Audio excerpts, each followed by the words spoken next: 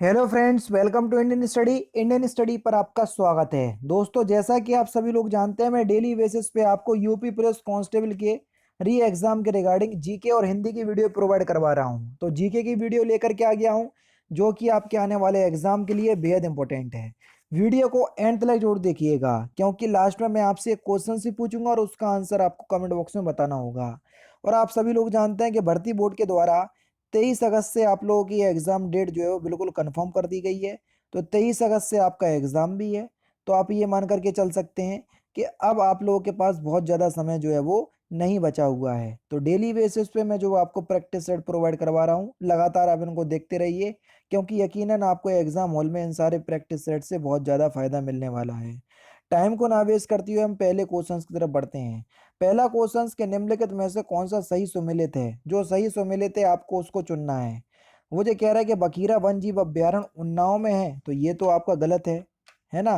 तो पहला आपका क्या हो जाएगा दोस्तों? गलत हो जाएगा। ठीक है। फिर आपके सामने बखीरा वन जीव अभ्यारण्य की अगर हम बात करें, तो ये संत कबीर नगर जिले में है ना? तो उन्नाव दे रहा है, जो कि गलत है। ओखला पक्षी अभ्यारण्य ललितपुर, ये भी गलत है, क्योंकि ओखला पक्षी अभ्यारण्य जो है वो गौतम बुद्ध नगर जिले में है ना? तो ये भी गलत हो जाएगा। सांडी पक्षी अभ्यारण्य हरदोई, ये बिल्कुल सही है। तो तीसरा ऑप्शन यहाँ पर आपका बिल्कुल करेक्ट हो जाएगा। बाकी महावीर स्वामी वन्यजीव अभ्यारण्य जहाँ पर बस्ती आपको दे रहे हैं, ये जो है महावीर स्वामी वन्यजीव अभ्यारण्य, ये ललितपुर में है, ना कि बस्ती में। तो बस तीसरा ऑप्शन करेक्ट, बाकी और तीन ऑप्शंस के सही मैंने आपको बता दिए। उत्तर प्रदेश की सर्वाधिक लंबी नहर कौन सी है? बढ़िया क्वेश्चन से आसानी से आप जो है वो इस क्वेश्चन का आंसर बता सकते हैं।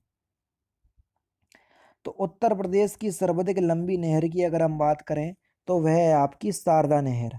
दूसरा ऑप्शन यहाँ पर आपका बिल्कुल क्या हो जाएगा सर? करेक्ट हो जाएगा। उत्तर प्रदेश में तेल शोधक कारखाना स्थित है कहाँ पर, यह आपसे पूछा गया है।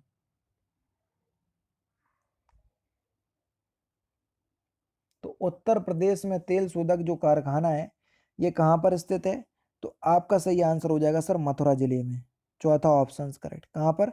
मथुरा जिले में, चौथा ऑप्शन करेक्ट। भारत का पहला ई बेस्ड इको पार्क कहाँ स्थापित किया जाएगा? जल्दी से बताएं। तो भारत का पहला ई बेस्ड इको पार्क की अगर हम स्थापना की बात करें, ये कहाँ पर स्थापित किया जाएगा, तो आपका जो सही आंसर हो जाएगा वह क्या हो जाएगा सर? न्यू दिल्ली में। तीसरा ऑप्शन से यहाँ पर आपका बिल्कुल क्या हो जाएगा सर?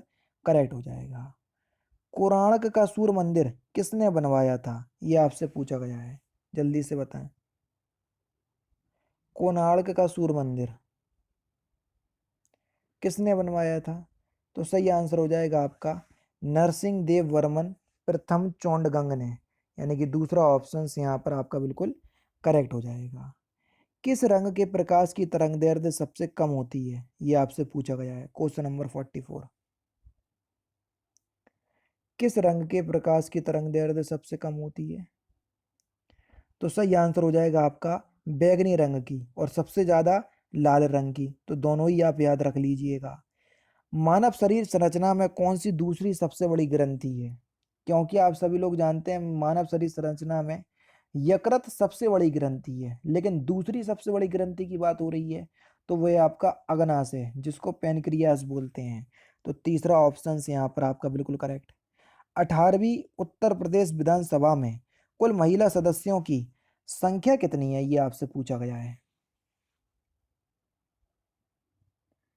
तो कितनी है? तो आपका जो सही आंसर हो जाएगा वह हो जाएगा सर 47। कितनी दोस्तों? 47, 47। धर्म आदि के आधार पर विभेद का प्रतिषेध भारत के संविधान में अनुच्छेद 15 एक मूल अधिकार है, जिसे इसके अधीन वर्गीकृत किया जाएगा। किसके अधीन? तो आपका जो सही आंसर हो जाएगा वह हो जाएगा आपका ऑप्शन नंबर डी, समता का अधिकार। क्योंकि आप सभी लोग जानते हैं कि अनुच्छेद 14 से लेके 18 तक के जो अधिकार हैं वो समता यानी कि समानता के अधिकार के बीच जो है वो रखे गए हैं। चूंकि अनुच्छेद 15 14 और 18 के बीच में आएगा, इसलिए अनुच्छेद 15 जिसका विषय धर्म जाति के आधार पर कोई भी भेदभाव नहीं होगा, वह समता के अधिकार यानी कि समानता के अधिकार के बीच जो है वो रखा जाएगा। उत्तर प्रदेश के किस शहर में पागल बाबा मंदिर स्थित है? बढ़िया क्वेश्चन, जल्दी से बताओ। तो किस शहर में स्थित है? तो सही आंसर हो जाएगा दोस्तों आपका वृंदावन में। कहाँ पर दोस्तों? वृंदावन में, पहला ऑप्शन करेक्ट। स्कर्वी रोग किस विटामिन की कमी के कारण होता है? ये आपसे पूछा गया है। तो स्कर्वी रोग आप सभी लोग जानते हैं कि विटामिन सी की कमी के कारण होता है ना। और विटामिन सी का भी नाम एस्कॉर्बिक एसिड होता है, रासायनिक नाम। उत्तर प्रदेश स्वामी विवेकानंद ऐतिहासिक पर्यटन यात्रा योजना उत्तर प्रदेश सरकार द्वारा किसके लिए आरंभ की गई? तो किसके लिए आरंभ की गई थी ये? मजदूरों के लिए। चौथा ऑप्शन करेक्ट। किसके लिए दोस्तों? मजदूरों के लिए। नेक्स्ट क्वेश्चंस के निम्नलिखित अंगों में से कौन सा अंग पित्त रस का स्राव करता है? जल्दी से बताइए। पित्त रस का स्राव कौन सा अंग करता है? तो सही आंसर आपका क्या हो जाएगा सर? यकृत। चौथा ऑप्शन करेक्ट। कौन सा? यकृत। चौथा ऑप्शन करेक्ट। चालुक्य वंश का सबसे महान शासक कौन था?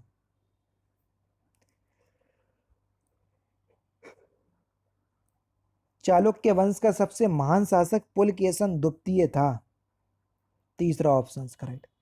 उत्तर प्रदेश में होली के त्योहार पर लठमार होली कहाँ मनाई जाती है? लठमार होली की अगर हम बात करें कि लठमार होली कहाँ मनाई जाती है, तो ये बरसाना में मनाई जाती है। पहला ऑप्शन करेक्ट। राज्य के खर्च पर हज की व्यवस्था करने वाला पहला भारतीय शासक कौन था? फिरोज तुगलक। दूसरा ऑप्शन करेक्ट। बांग्लादेश की स्थापना किस वर्ष हुई? ये आपसे पूछा गया है। सिंपल क्वेश्चन से, और आजकल बांग्लादेश बहुत ज्यादा सुर्खियों में ही बना हुआ है। तो 1971 में हुई थी। पहला ऑप्शन करेक्ट। निम्नलिखित में से कौन सा राष्ट्रीय उद्यान अभ्यारण्य राजस्थान में नहीं है? तो सही आंसर हो जाएगा आपका राजाजी राष्ट्रीय उद्यान। चौथा ऑप्शन यहाँ पर आपका बिल्कुल क्या हो जाएगा सर? करेक्ट हो जाएगा। क्योंकि अगर हम बात करें राजाजी नेशनल पार्क या राष्ट्रीय उद्यान की, इसकी स्थापना 1983 में उत्तराखंड में की गई। कहाँ पर? उत्तराखंड में।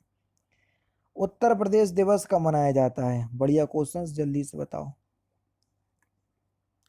तो उत्तर प्रदेश दिवस प्रत्येक वर्ष हम कितनी जनवरी को? 24 जनवरी के दिन जो है वो उत्तर प्रदेश दिवस के रूप में मनाते हैं। तीसरा ऑप्शन करेक्ट।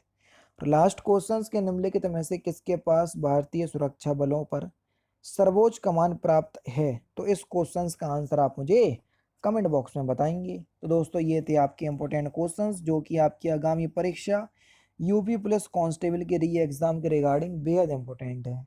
बाकी वीडियो अगर आपको अच्छी लगे तो प्लीज़ दोस्तों वीडियो को लाइक और शेयर जरूर कर दीजिएगा। बाकी फिर मिलते हैं नेक्स्ट क्लास में, नेक्स्ट सेशन में। जय हिंद, जय भारत।